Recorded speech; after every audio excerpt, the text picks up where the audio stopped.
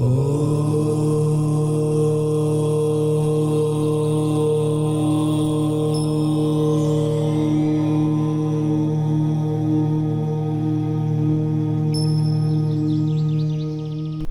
गुरु channel के सभी दर्शकों को एक बार मेरा नमस्कार। आप सभी लोग हर एक वीडियो को बहुत ही तन्मयता के साथ देखते हैं, इसके लिए हम आपको धन्यवाद देंगे। और हाँ, जो लोग इस चैनल पे नए हैं वो कृपया सब्सक्राइब कर सकते हैं, क्योंकि आपको ज्योतिष से संबंधित अनेक प्रकार की जानकारियां इससे मिलती रहती हैं। खैर, ये तो हो गई आम बात। खास बात यह है कि हम आज इस कुंडली में, इस वीडियो में आपको ये बताएंगे कि ऐसा व्यक्ति जो भी होगा वो होता है धनाढ्य। अत्यंत ही यह रोचक जानकारी है। आइए हम चलते हैं, देखते हैं। देखिए, जन्म कुंडली का जो सुख का मालिक है, जैसे इस वीडियो में आप देख रहे हैं, चार्ट में आप देख रहे हैं चतुर्थ स्थान 1 2 3 4, तो 4 नंबर यानी सुख का भाव है। यहां मां का घर कहा जाता है, सवारी का सुख कहा जाता है, अच्छे मकान, प्लॉट्स और लग्जरीज लाइफ। इसके लिए किस ग्रह का अत्यधिक अच्छा होना आवश्यक है? सबसे पहले यदि पति पत्नी के विचार को देखा जाए तो 7वें घर से देखा जाता है। धन और कुटुंब का विचार किया जाए तो दूसरे घर से देखा जाता है। पराक्रम का विचार, रिश्तेदारों का विचार और नौकर चाकरों का विचार तीसरे घर से देखा जाता है। तथा चतुर्थ स्थान से मां का विचार, मकान, जमीन जायदाद, सुख सुविधाओं का, गाड़ी मोटरों का सुख कैसा होगा, इसका विचार किया जाता है। पंचम स्थान से पुत्र, संतान इत्यादि का विचार किया जाता है। छठे स्थान से शत्रु, रोग इत्यादि का विचार। अष्टम स्थान से मृत्यु।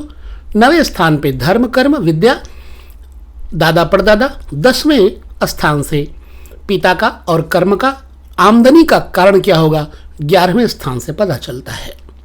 12वें घर में खर्च का कारण क्या होगा, मनुष्य के जीवन में खर्च कितना होगा, इन सब बातों का विचार करना होता है। तो ये मेरा बताने का तात्पर्य है कि आपको जब विचार करना हो तो कैसे विचार करें। यहां हम एक बात और कह देंगे कि जो लग्न है, लग्न से तन का विचार करना चाहिए, मनुष्य के शरीर का विचार करना चाहिए, उसके सौंदर्य का विचार करना चाहिए। यदि लग्न से चतुर्थ स्थान पर सुख का कारक ग्रह बहुत ही अच्छे स्थान पे बैठा हुआ हो तो, जैसे यहां चंद्रमा सुख का कारक है, मान लीजिए यह है चतुर्थेश धन स्थान पे बैठ जाए तो ऐसे व्यक्ति को एक तो ससुराल से संबंध अच्छे रखना चाहिए और ससुराल से उसको धन संपत्ति का लाभ मिलता है। कई बार तो ऐसे व्यक्तियों को घर जमाई बनने का भी योग हो जाता है। सप्तमेश दूसरे घर में हो, द्वितीयेश दूसरे घर में हो, जैसे यहां शुक्र है, अगर शुक्र दूसरे घर में बैठा हो, ऐसे व्यक्ति को धन का सुख पत्नी के माध्यम से होता है। अगर इस पर किसी पाप ग्रह की दृष्टि नहीं हो, मसलन अगर सूर्य की दृष्टि इस पर हो जाए, तो ऐसे व्यक्ति के पास धन तो होगा लेकिन स्वास्थ्य नहीं अच्छा होगा, कुटुंबियों से विवाद रहेगा, मतभेद रहेगा।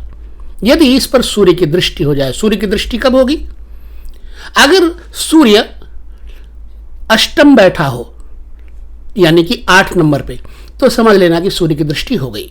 छोटे से वीडियो में हमारा बताने का मंतव्य यह है कि आपको अधिक जानकारी दे सकूं। तो ये धनेश धन में बैठा हो, आमदनी का कारक शनि यदि बैठा हो यहां 10वें घर में, तो समझ लीजिएगा ऐसे व्यक्ति के पास धन, संपत्ति, समृद्धि, इन सब चीजों की कमी नहीं रहेगी, यश, कीर्ति इत्यादि की बढ़ोतरी होगी। और 10वें स्थान पे यदि मजबूत शनि बैठा है तो ऐसे व्यक्ति को पिता से लाभ होता है।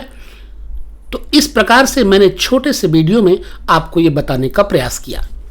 लग्नेश धनेश, जैसे इस कुंडली में लग्नेश मंगल है, धनेश शुक्र है, तृतीयेश बुध है, सुखेश चंद्रमा है, पंचमेश सूर्य है और षष्ठेश यहां बुध है, और सप्तमेश फिर शुक्र आ जाएगा, अष्टमेश मंगल, नवमेश बृहस्पति, 10वें अर्थात कर्मेश शनि, तथा एकादशेश यानी आमदनी का कारक भी शनि है और द्वादश स्थान पर बृहस्पति द्वादशेश हो जाएगा।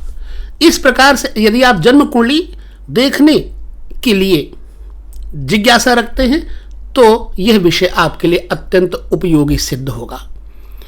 तो फिर एक बार कह देता हूं कि धन का कारक धन स्थान पर बैठा हो या सप्तम स्थान पर बैठा हो, उस पर अच्छे ग्रह की दृष्टि, मान लीजिए कि यहां पर धन का कारक शुक्र है और सप्तम का कारक भी शुक्र है, व्यापार का कारक शुक्र है, ऐसा व्यक्ति लग्जरी लाइफ जिएगा। यदि यहां शुक्र बैठा हो और ठीक तीसरे घर में चंद्रमा बैठा हो या फिर लग्न में चंद्रमा हो जाए, लग्न में चंद्रमा शुक्र को देखेगा और शुक्र चंद्रमा को देखेगा, ऐसी अवस्था में सुंदर पत्नी, धन, संपत्ति, व्यापार, वो भी कॉस्मेटिक्स का, कपड़े का, स्टोन्स का, पत्नी किसी अच्छे सरकारी ऑफिसर्स पद पर रहने वाली अवस्था में होती है। छोटी सी जानकारी आपको दिया। अब हम अगले वीडियो में बाकी चर्चा करेंगे। यदि आपको अच्छा लगता है तो हमें जरूर कमेंट करके बताएं। लेते हैं विदा आप सभी से। नमस्कार।